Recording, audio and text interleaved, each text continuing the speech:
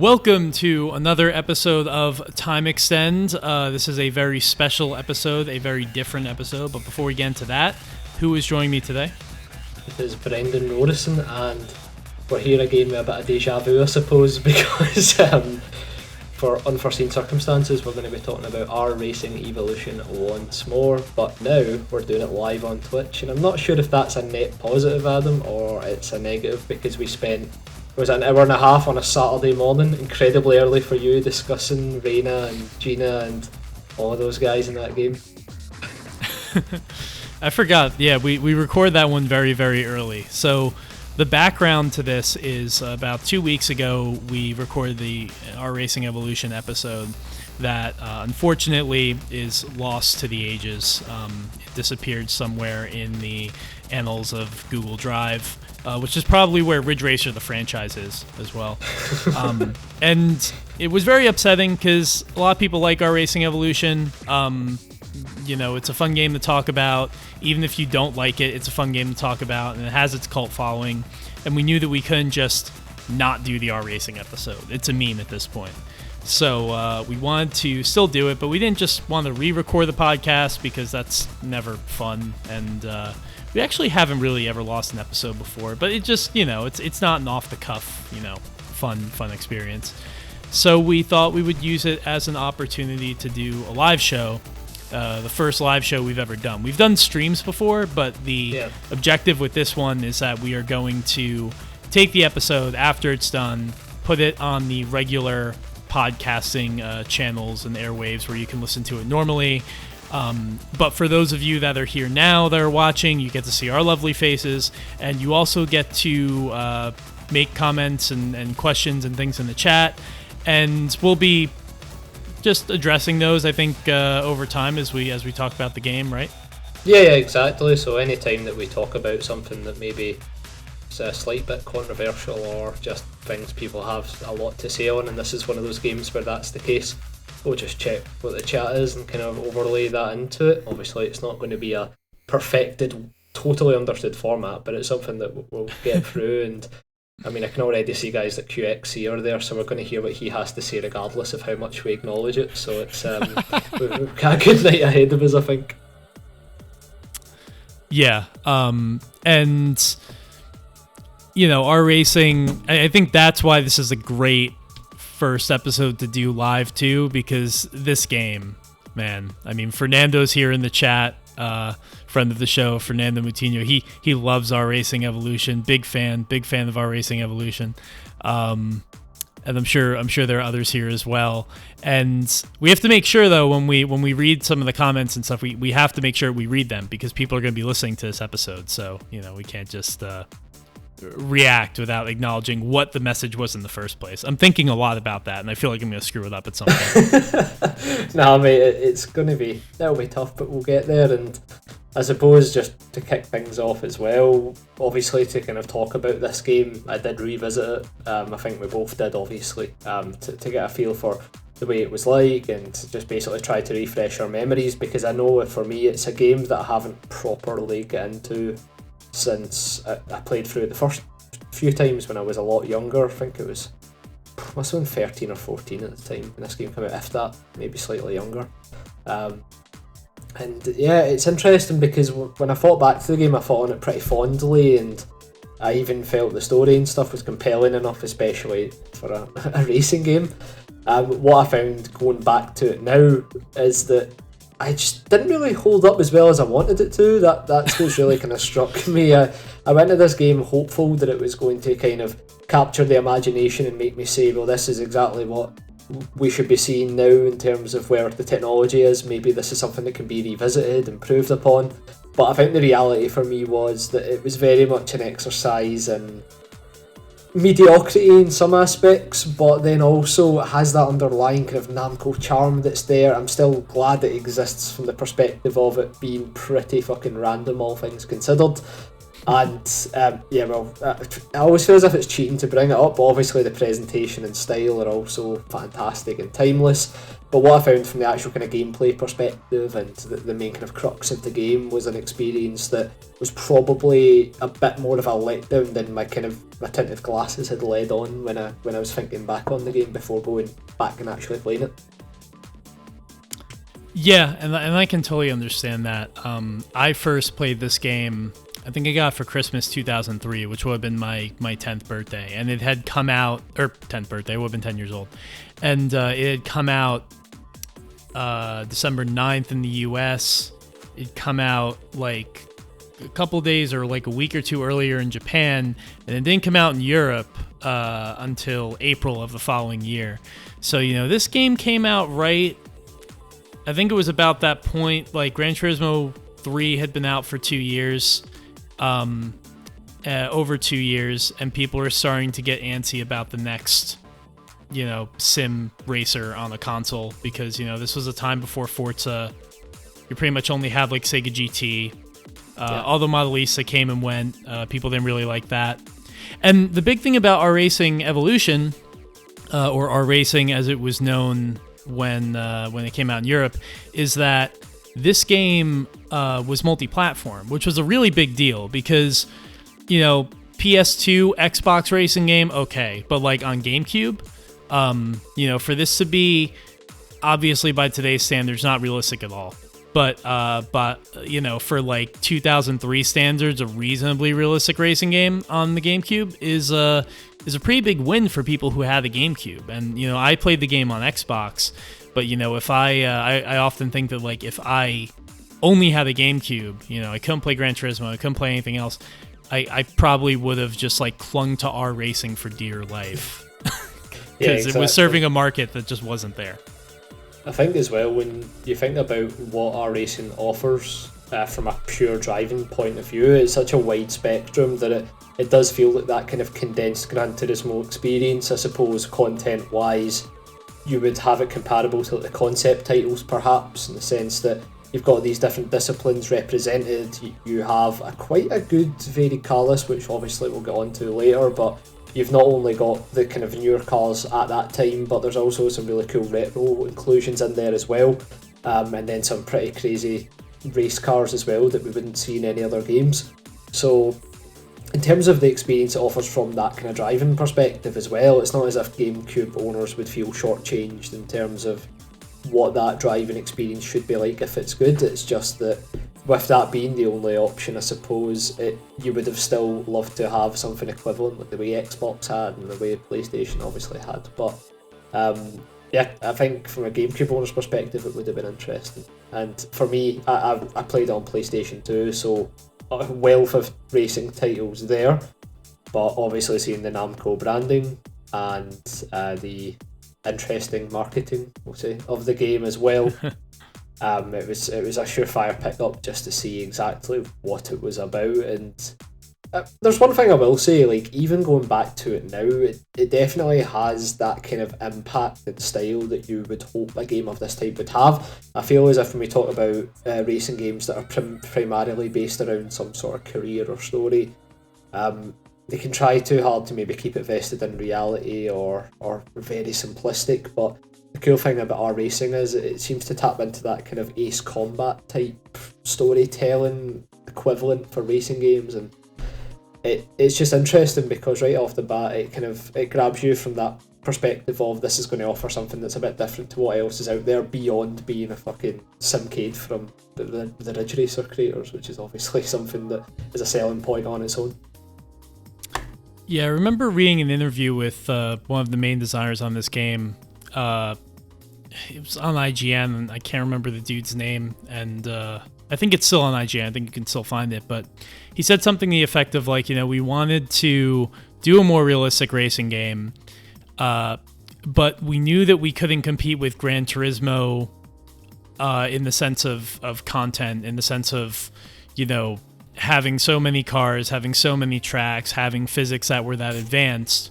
So we decided to kind of go off in our own direction to differentiate ourselves, and our way of doing that was with the narrative, which is a very Namco way to do things. I mean, it's one of the reasons that, among many reasons that R4 is so beloved, is because it kind of built this world, and R4 had sort of a weak narrative around it.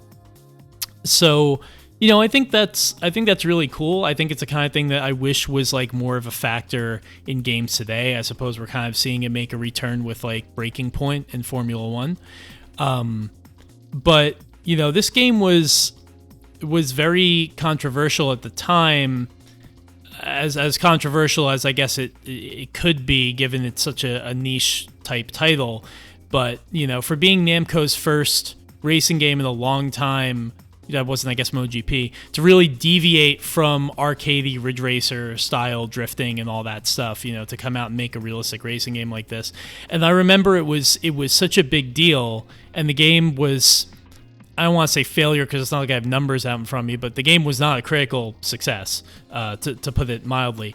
But it was so off-putting to fans that when they teased Ridge Racer for the PSP, I believe, there was a trailer that said original drift handling, and I think they used that phrase again for Ridge Racer 6 on the Xbox 360 because they knew that they have kind of strayed away from what people expected of them, which I think it's unfortunate because we don't know where the series could have gone with another entry, if the handling could have been a little bit better, if the game could have had a more fleshed out track roster because it was really low on the tracks. I think it's just a matter of Namco really only had the resources to make like one of these games at a time, and it just tried this experiment with the realism or something that was relatively more realistic, and it just wasn't.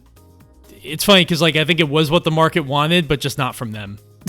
Yeah, exactly, and it's one of these type of kind of experimental titles you probably wouldn't see nowadays either. I feel as if that kind of the development cost to time ratio in the kind of PS2, Xbox, GameCube era seemed to be that perfect sweet spot for some of the more experimental shit that we've seen. And it's one of those ones where as we move into the HD generation, the kind of cost of making games skyrockets, so you start to see maybe a little bit of that experimental nature from those not kind of bankrolled directly by the console manufacturers fade away, and as a result you don't see as much crazy shit, because I think that's why the PS2, Xbox and GameCube era is so well regarded, because it was just like the perfect time for those AA type games, and for Namco that gave them the perfect time to experiment with a title like this, because if it was the kind of mental success that maybe they could have hoped it could be, it could have been an interesting side series to Ridge Racer. And I mean, to be brutally honest, it's not as if the Ridge Racer series flourished that much past this point. I mean, in our heart of hearts, we still seen it as that fantastic series, but if you were to go back and look at the historical releases from that point, there was definitely that downward trajectory of reused assets and a very similar gameplay experience. So I think that's why our racing in itself is pretty interesting, because it was probably, I mean, what Ridge Racer title came after this? Would it be Ridge Racer 6 on the Xbox 360? Or, yeah, would be, wouldn't it? Or with the PSP games? It would be a PSP ones, right. And then, Ridge Racer 6. And then I guess the DS one, if you want to count that. Yeah, so, I mean, at that point, I suppose you can see that parallel of Namco kind of playing it safe, and they know what Ridge Racer fans like, and they know people will buy these games. They might not blow them away, but on PSP at least it's a technical showcase, which is fantastic. But if you kind of look at what our Racing Evolution was trying to achieve, it's almost trying to actually do what some of these games like Gran Turismo and the Sega GT and stuff couldn't do. That type of kind of Japanese flair to storytelling, that they can make a gamble on that because this is an entirely new series. And the end result is pretty middling in terms of the success of the actual game, but in terms of how it's regarded by racing fans, I still think it's got that little bit of a legacy. Yeah, I think I remember this game fondly because, to speak more at least about my personal feelings on it, does it handle fantastically well? No. Does it have a ton of content that keeps you coming back and like a really engaging like career or anything like that? No. But it's just, it is Namco, I think, at the very tail end of Namco's like height of just masterful style. and whether you're talking about the music, whether you're talking about the UI, even graphically, it's not a tour de force, but the game just looks good in just a very clean way. Like the car select screen is beautiful. It just like shows you the car from like below perspective, and even when you go to the garage, you can like turn on lights and I actually recently just streamed the game in our Discord like last weekend, so I was playing around with this and just like marveling at how good everything looked and how shiny everything looked. And the soundtrack's incredible. I mean, the soundtrack for my money is I think maybe the second best in the series, and I include, you know, all the Ridge Racer games in that. I would really only put R4 above it. You know, maybe have it on the level of with Rage Racer. It is a really, really fantastic soundtrack. So all of those beats that you would expect from Ridge Racer and from Namco on the style side are there. It's just unfortunately wrapped in a game that has a story that's a joke, if we're being honest, and has physics that, you know, are just very odd, because as I'm sure a lot of people who have played these games have noticed, the handling, the assets, and just the way the game moves is very reminiscent of Namco's MotoGP games, which is something I actually never realized until I played MotoGP 3 last year, and I was like, yeah, this feels like R Racing. And now I understand why the cars in R Racing shake, like they like fidget and like move around, and they're like airlines and stuff, because like those are all like callbacks to like, or are all like kind of baked into MotoGP. It's really interesting, and I mean even the UIs are similar, like and I think two of the tracks, Suzuka and Phillip Island, are carried over from MotoGP. So Namco is definitely like trying to make this easy for themselves in as much as like be able to use what they already had to make a simulation type racing game in the most expedient way. But even then, I have to imagine it's got to be a mess, like putting cars in a bike racing game. Yeah, I mean, to be honest, why didn't we just get the bikes as well, man? Know what I mean? Fucking hell, like if Reina can go from an ambulance to a Fiat 500 with a fucking 16-litre engine or whatever the shit that thing had, I don't see why she probably couldn't fucking diverge into MotoGP as well. Maybe that was the sequel. Yeah. So I think at this point we should just talk about the story, because I think that's really what people are coming for. And to be honest, I remember when we tried to do this episode the first time, I told you, like, I just played through the game. I've played through the game actually kind of like 1.5 times since since like last month, because I was first playing it on the PS2, and then I decided to try to emulate it via Dolphin, and it looks really good, upscaled. And so I found myself doing the career mode again. And for the life of me, I can't even remember what happens. Like, it is so... it's so simple, but it's also just like... just so kind of... just... It is a story that is only there, I feel like, to check a box. And like they do the CGI, and the CGI looks really good.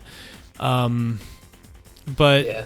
It's, let's be honest, Reina's on the box of this game for a very specific purpose, and most of the scenes of her and Gina in the cutscenes in the game in the career mode or in the story mode are there for a very specific purpose. And I guess that was supposed to be, in addition to the story, maybe I guess that was the story that was supposed to differentiate our Racing Evolution from Gran Turismo. Well, I mean, they definitely hit on the story, I suppose, and in the story, about how it's like impossible for a woman to be a racing driver. Apparently, it's something that certainly Eddie in the story doesn't stand for. The prick's prick, as I like to call him. I mean, I think that's the interesting thing about this game. It kind of wants to have its cake and eat it in terms of being like, here is the struggles of the main character, which are true and valid. But we're going to frame it in such an obnoxious way that it really does become insufferable when one of said characters who holds this prejudice is then given the happy ending of starting a racing team with Reina and what's the mentor guy called?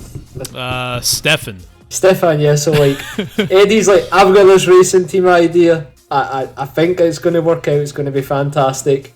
And he gets the chance to even field this idea because he becomes friends. Does he become friends with Reina? I don't know. Reina drives for him, and he acts like a dick the entire time. So it's one of these interesting things where there's some good ideas in there, but the execution is so fucking all over the place that it's very it's very hard to take it seriously because it's a simplistic story, yes. I feel as if it was handled with a little bit more tact, it'd be good. And I know we're adding on this kind of 2000s Japanese game tax to the things where it's going to be a bit crazy and it's going to be over the top, which is fine. But I feel as if it's one of these things where none of the characters are likeable in any capacity in this game, and from my perspective anyway, the entire time I'm playing it, I'm just like, what is going on here? Like, Reina's pretty much a blank slate, so she qualifies as likeable, I suppose, but it's not as if... They all are, they all are. And the gist of it is she's an ambulance driver, and I guess there's an accident at the race, and so she's then like picking up this driver who was in the accident. Stefan's in the car because Stefan runs a team, and Stefan's like, "Hey, you really got something," and she ends up racing for Stefan. Stefan is part of a team that is owned by a cabal of sorts, which really just reminds me of like those shadowy figures that like control the world in Evangelion. And they basically, like, every time you see them, they're like, you don't even see them. It's just like a bunch of black shadowy figures in like a dark room and a gigantic blue screen. And they're involved in match fixing and betting on encouraging people to bet on their races and then throwing the races, which is something that happens to you in your career. It really feels like it wants to be this thing about like this deeper message about politics and the love of sport mixed in with, misogyny and all of that. And it just ends up like just throwing these like little tidbits in there. And it really it doesn't make any points. And, to their credit, maybe they weren't trying to make any points, but it just all feels really flat, really flimsy. And, I think the voice acting too, which I guess could be worse, but whoever they have doing Reina's English voice acting she is very, I don't know. There's one point I remember distinctly where she literally says like, "I suppose I should have been more shocked by the association with high stakes gambling," and like she literally says like what's going on in the moment, like purely to service the viewer, the player, and it is totally just surface level. Take things at face value. Everything's right there for you, and I think that's why like. We talk about this, and you wouldn't expect anything else, from a racing game at this time, and from what our racing's trying to do. But I think playing it today, it really, it hasn't aged well, to say the least.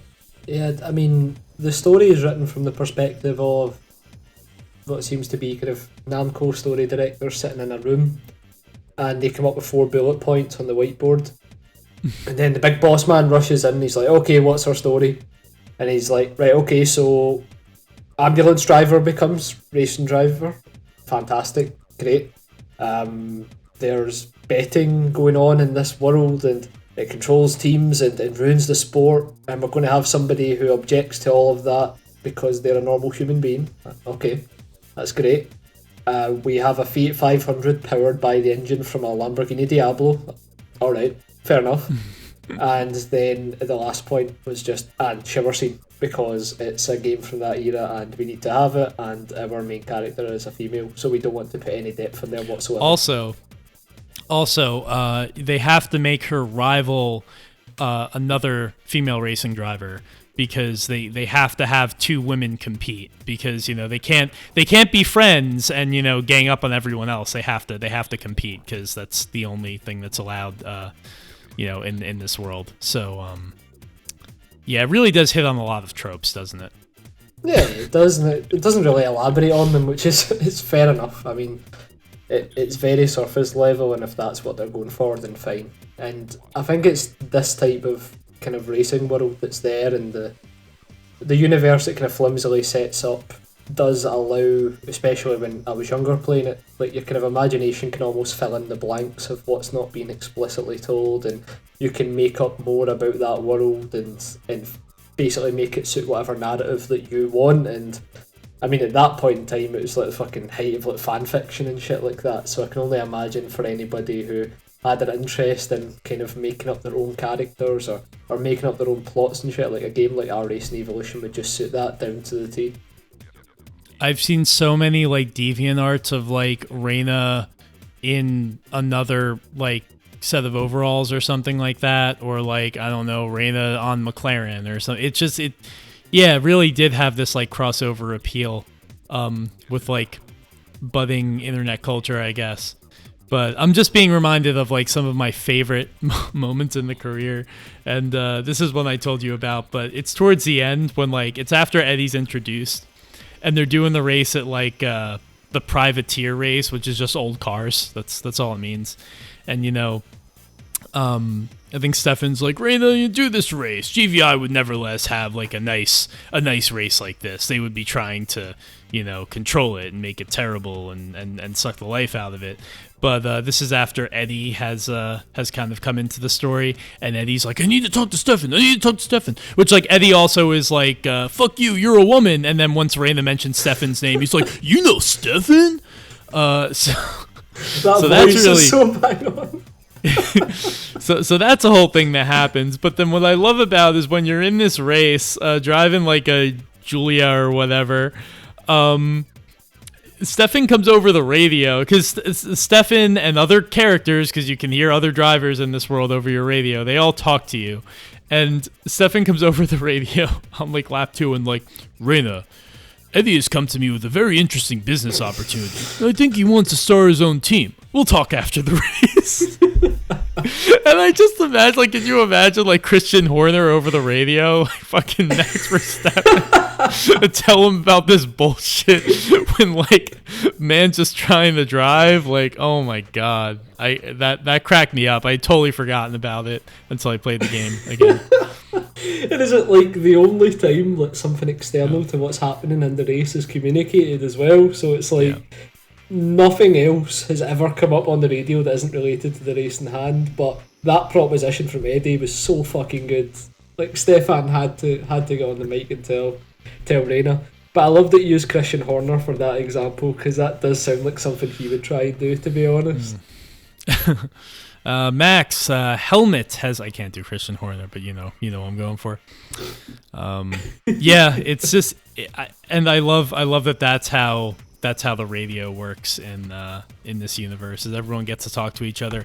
And I mean, we even talked about the pressure system, but it's basically you drive behind someone long enough until their meter fills up, and then they spin out, or they just forget to brake, which is very funny. I think Corvette Evolution GT had that too around this time, which is another PS2 era racing game. And when you're like tailing another driver, they'll come up on your radio, and some of them just have absolutely ridiculous responses. They're just like, 76, because they can't call you by your name because you're a woman. 76 is out of control. She's gonna kill someone. And it's like, they're driving like there's like 2 car lanes between you and them. Like, is this not why you're here to race? Like, they're not a maniac. They're just fucking sharing a track with you. Like, it's hilarious how the other drivers just like freak the fuck out, and that always produces a laugh too. Yeah, I don't get it. Like you're saying, we're there to race anyway. So here's me adhering to the driving line, braking when I need to, completing very smooth overtakes. But you'd think I'd fucking killed the guy in the radio's family the way he's going on. Like, 76, how could you do this? I don't get it, man. And the actual pressure system itself, it's a cool gimmick.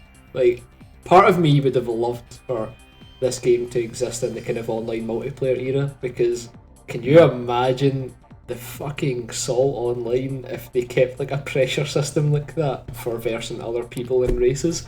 Was there split screen in this game?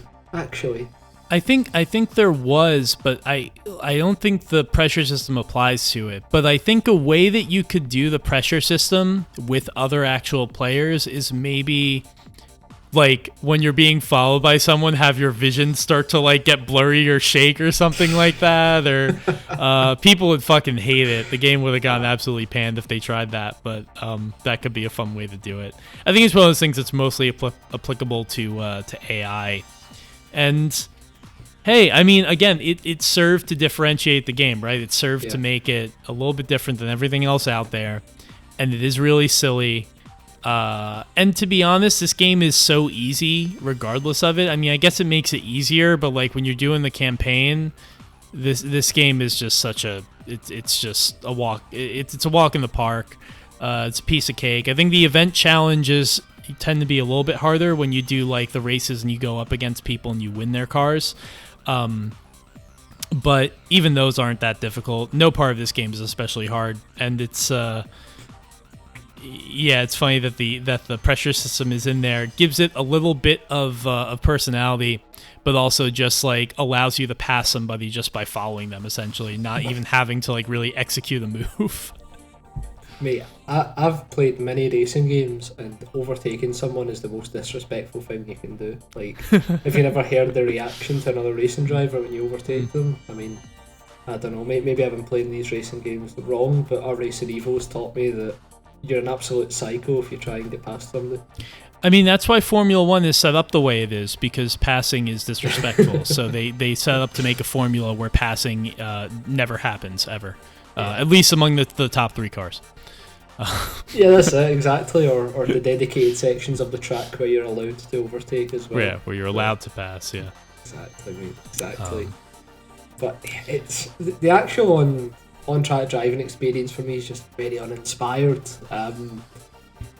Like a lot of things in the game, it just feels a little bit kind of half-arsed in a way, in the sense that it doesn't really have enough personality when you're driving without the pressure system for it to feel memorable enough, and then the pressure system feels a bit too simplistic to really actually make a tangible impact on how the game feels.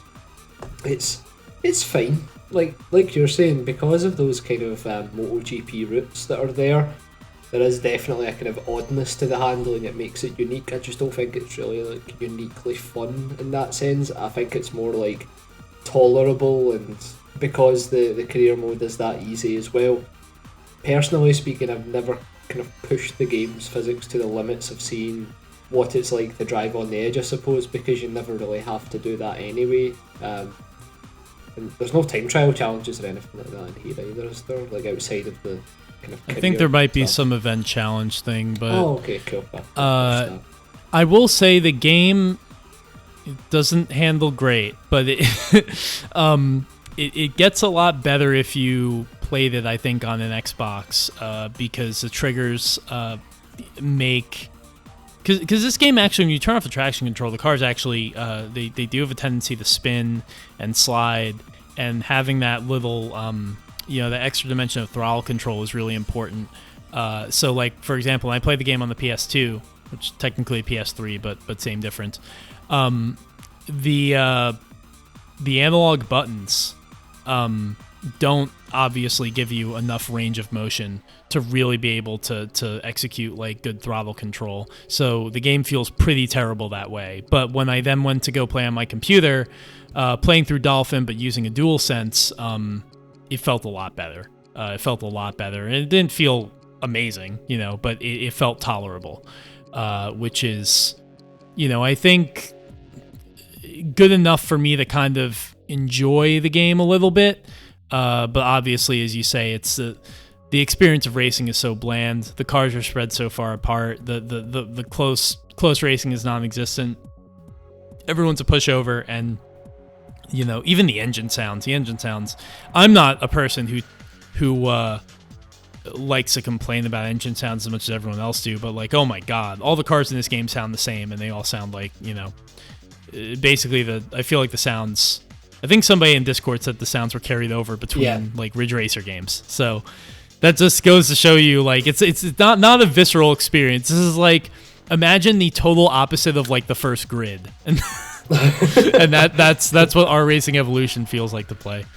Yeah, and it's one of these things where the the kind of clarity and crispness of the graphics, I suppose, kind of work well in that sense that the driving isn't very visceral, because it does have that kind of very clean aesthetic look to it that probably suits a kind of slower, more kind of approachable driving experience. And really, there's no cars here that will pose anybody any sort of challenge, really, in terms of just trying to understand how they should drive and what to do. So I found the whole experience, I don't know if this is a positive, very, very standard and unified overall. Like they're just classic really 7 out of 10 racer. Yeah, exactly, and that's the thing. Like, it's very easy to get sidetracked with all these negative points and rip the terrible story to shreds because it deserves to be.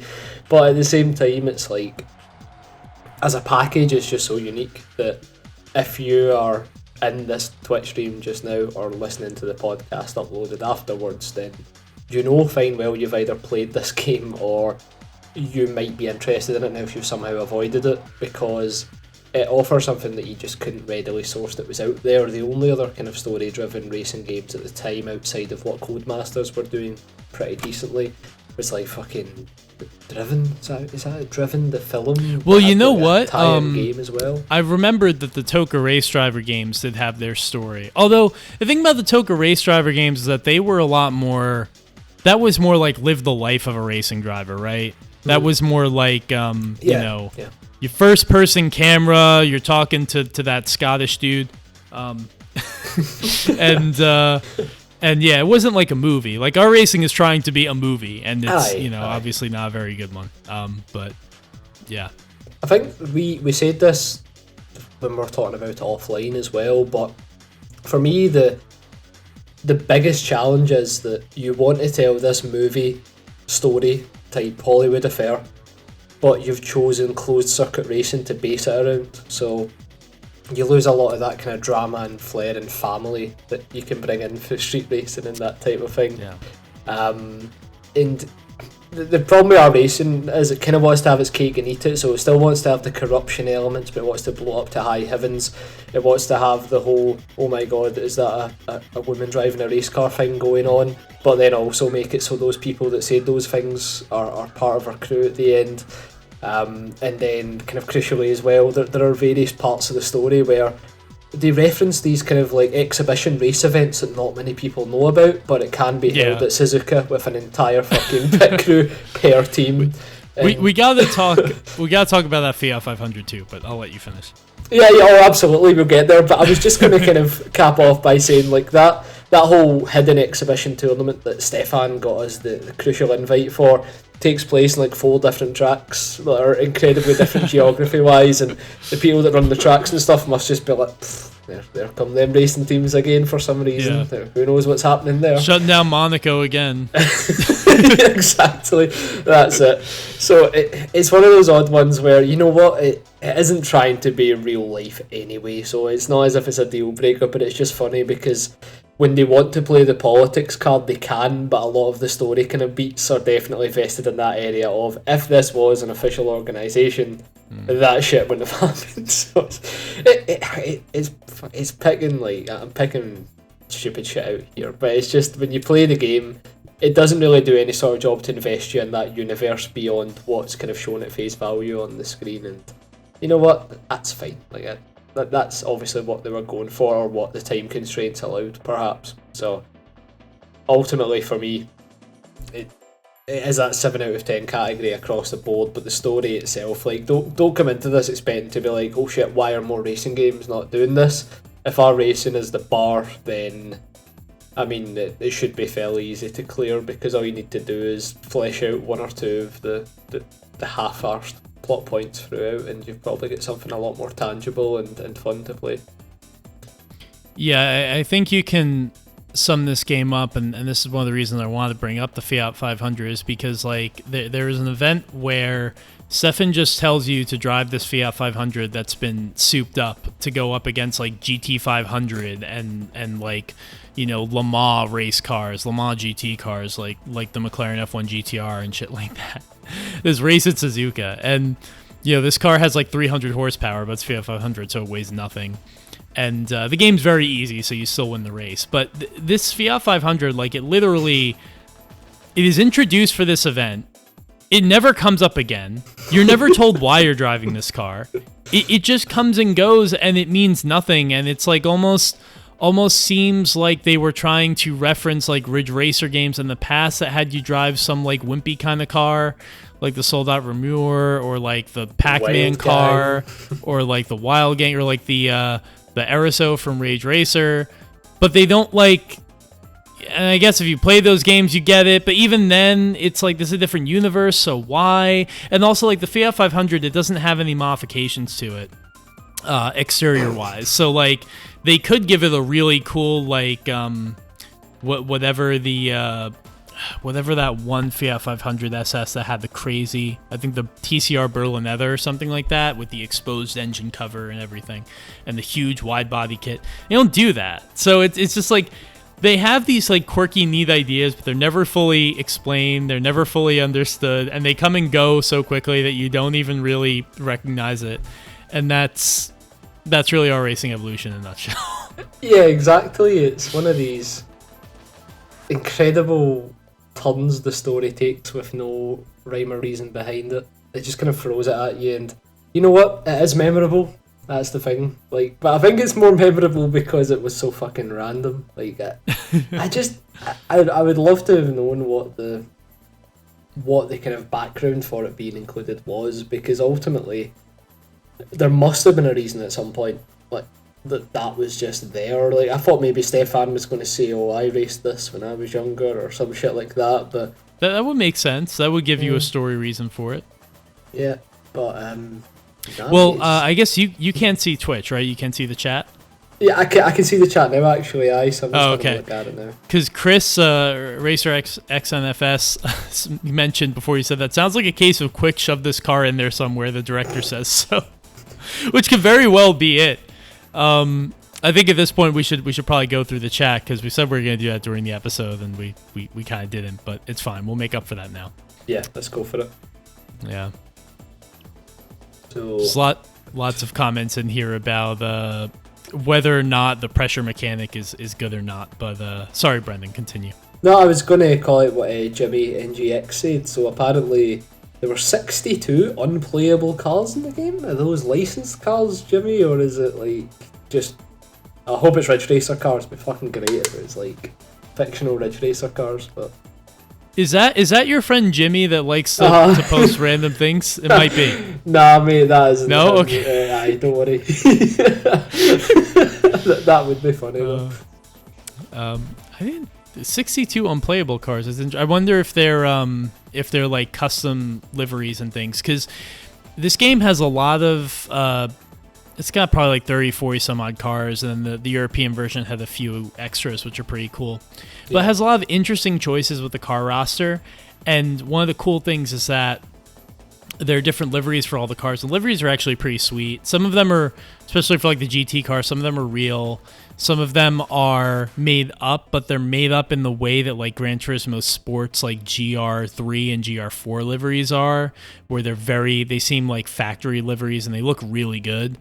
Some of the ones in this game, like I love the livery that is used for the Audi TT or the Toyota VM180, or the livery they have on the Alpha 147, I think, GTA, or 156 GTA.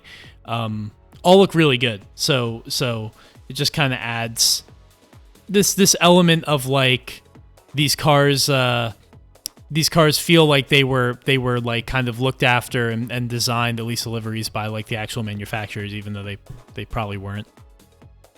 Yeah, and I think like in terms of the legacy, I suppose you could say, these liveries have. I know if you play like GT Sport, for example, you'll see quite a few of these recreated as well. So they did nail down that kind of fictional livery but real car type thing that Polyphony were fantastic at in Gran Turismo. I feel as if a lot of the ones here, they don't have that kind of issue of being over designed, which you might see a lot of the time, or fairly basic replicas of cars but tweaking something so you don't get done for it trademark and copyright wise.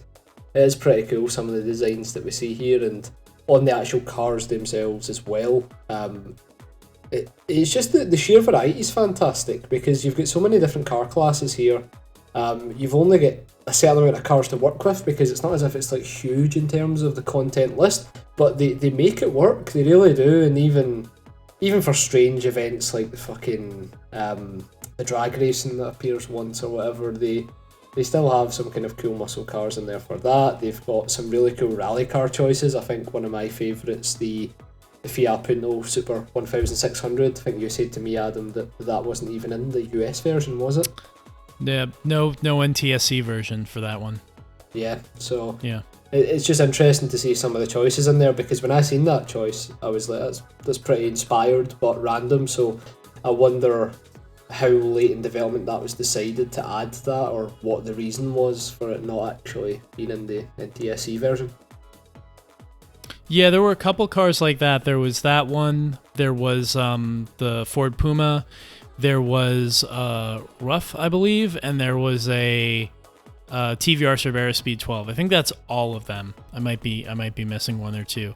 But it's a shame because they're all cars I really think are cool, and I would have loved to see in all versions of the game. But they were missed out on some of them. This game also has the. I'm looking at the Internet Game Card database right now, and this game also has a lot of oddities. Like the first car you drive is a Pantera, is a De Tomaso Pantera, and then at the time before that car was really in any games. And then there's also the DeLorean, which you unlock through Event Challenge, which is very weird. That's in this game. It has as much reason for being here. It probably has less reason for being here than the Fiat 500 does. But then some really cool stuff in here too, like the Advan Kondo Dome S101, which I tweeted about like a week or two ago because I think that car just looks incredible. And it was a prototype that competed in 24 Hours of Le Mans 1 year back then, and I don't think it did particularly well. But in this game, you can choose it as opposed to the Audi R8 or the Bentley Speed 8, which were much more successful Le Mans prototypes. Yeah, exactly, but that one looks the best, so that gets my vote, mate. Yeah, Jimmy adds there are some changes such as the description and some of the prize cars from NTSC are available in the car dealership in PAL, which is cool because you can buy cars with the money that you earn from races, or like the RP, I think is what the currency is called. But a lot of the times they're like the crappy liveries are in the dealership. Like for the Viper, it's that purple one, which I guess is kind of cool, but it's just like a purple Viper. Not much going on with the design there.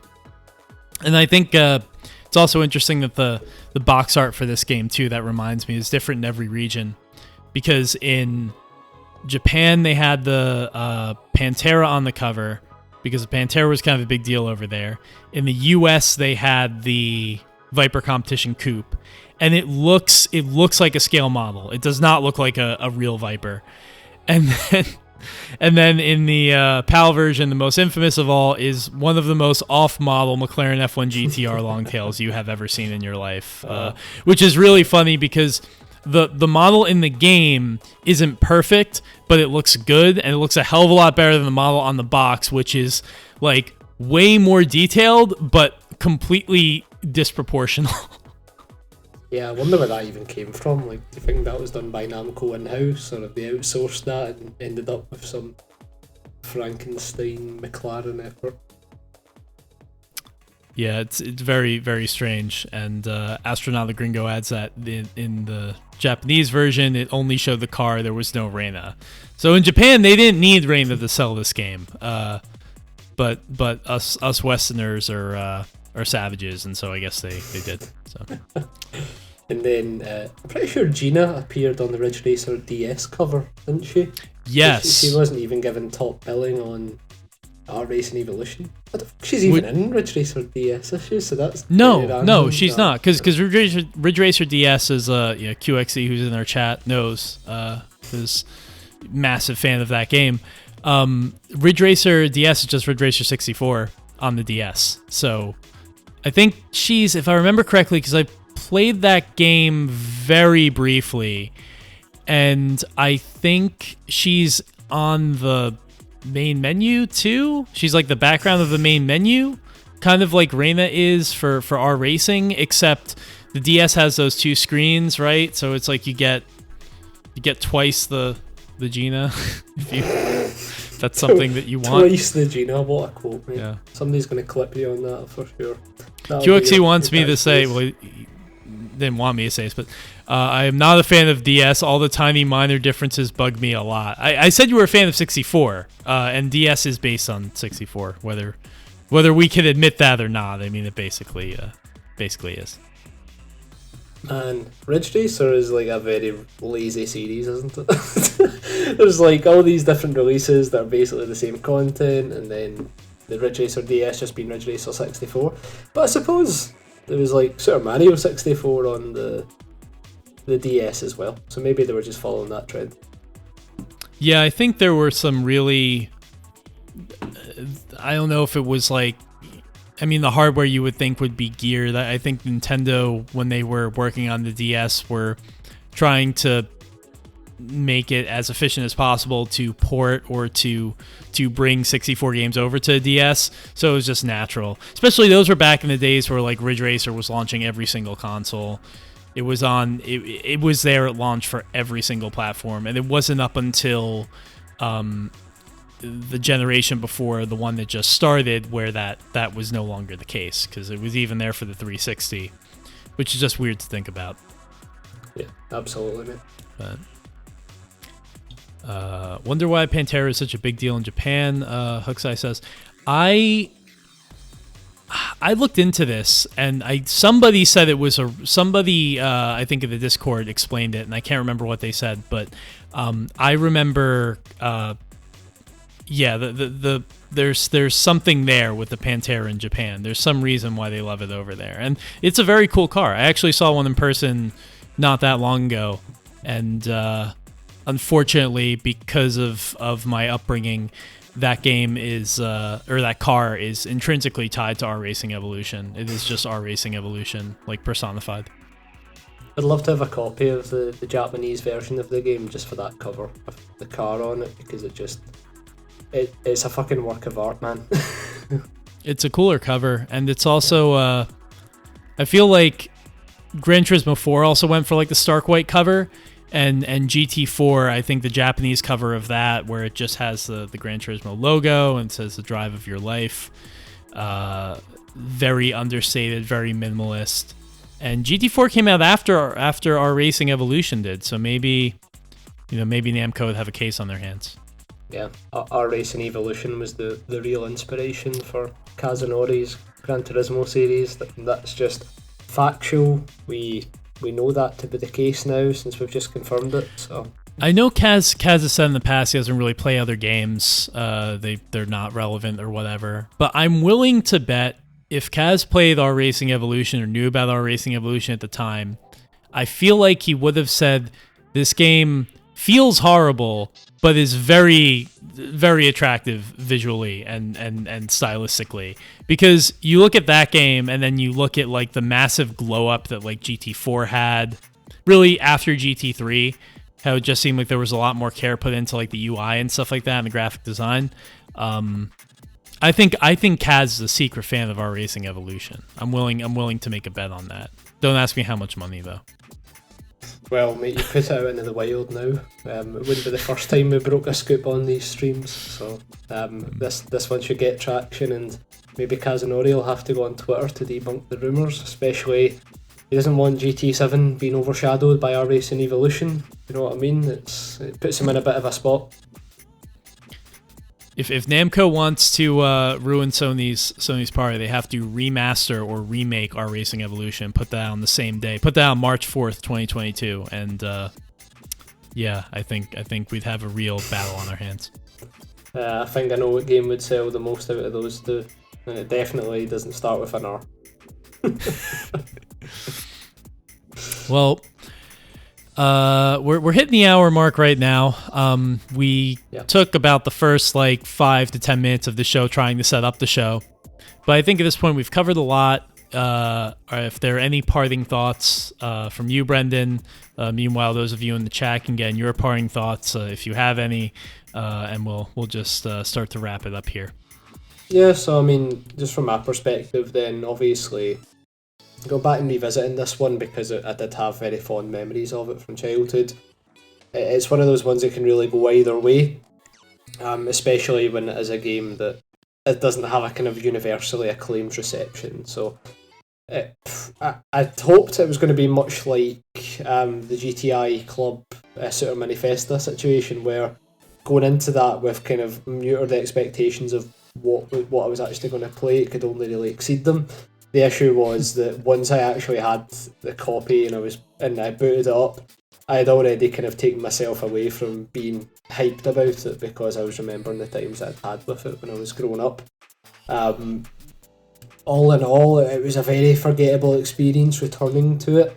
Obviously, I appreciated the presentation and style a whole lot. The car list is fantastic for its size. There's some really cool track choices in there as well, including Monaco, which, given how much of a nightmare that is to license, is pretty impressive to have there. But overall, I do think it's one of these games where you kind of play it for the impact it tried to have on the genre, more so than for a fantastic racing experience that you can rave about. For that reason alone, it is worth looking at, but from my perspective, it's not something I would kind of rush to return to. I think you've got those kind of meme-worthy elements like 76 and the shower scene and the Fiat 500 and G.V.I. being this all-controlling eye in the background. Like there's some funny stuff in there that gets frequently referenced in our Discord. But you know what? I'm glad it exists. This is what it always comes down to for me. I'm very rarely in a situation where I'm like, oh, I wish. Not I wish, but I wouldn't be too arsed if that didn't exist. What I find is when we visit these games, even when they're absolutely horrendous, like Sega GT, we always find something to go, you know what, that was a great idea. In that game, it was the kind of car creation tool, which was pretty wild and pretty cool to see. And in our Racing Evolution's case, it's that idea of taking like a Hollywood film type storytelling and trying to put it in a racing game. And yeah, you know what? Check it out if you've not played it somehow. And also revisit it if you've not went back for ages, because it's not going to blow you away, but it's not a huge time investment either. I think there's like fucking 15 minutes of cutscenes overall or something, so once you account for the races into that, it's like a 3-hour story or something, I think. You can finish the campaign in like 3 hours, I feel like. Yeah, it really doesn't take very long. Yeah, you know, like it's one of those games. It's hard to explain why I enjoy playing it. I don't love our Racing Evolution. I don't think it's this like secret masterpiece like we found out GTI Club Super Mini Festa was or anything like that. But I do feel like a sense of calm and just enjoyment playing it, and I think that's what draws me back to this game for some reason. You know, it's a classic thing I think that draws me back to a lot of Ridge Racer games in general. Is like even though I don't think like Rage Racer, for example, handles very well or is that fun to play, it's actually really maddening to play. The aesthetic, the visuals, the music, the cars, that all of the things that are sort of secondary to the experience make the experience worthwhile. I think our Racing Evolution is one of those games that survives on that. And to some people that might seem like it's like a weak way to kind of stake your claim, but you know, these days I don't see a lot of games that really hit the stylistic element the same way. So I think today, especially, even though some things like the story haven't aged very well, we can also say that there's no racing game out there right now that just kind of feels the way this one does, and I think it's important for that reason. But as I go through some of the comments here, Fernando has a challenge for the listeners and the chat and everybody here. He actually brought this up to me before. I challenge anyone to try and achieve gold on the event challenges RR Specialist event at Monaco. I remember, Fernando, I vaguely, and you can't respond because this is on Twitch, I vaguely remember you asking me if I like ever 100%ed all of the events in this game, and I was like, hell no, why would I ever do that?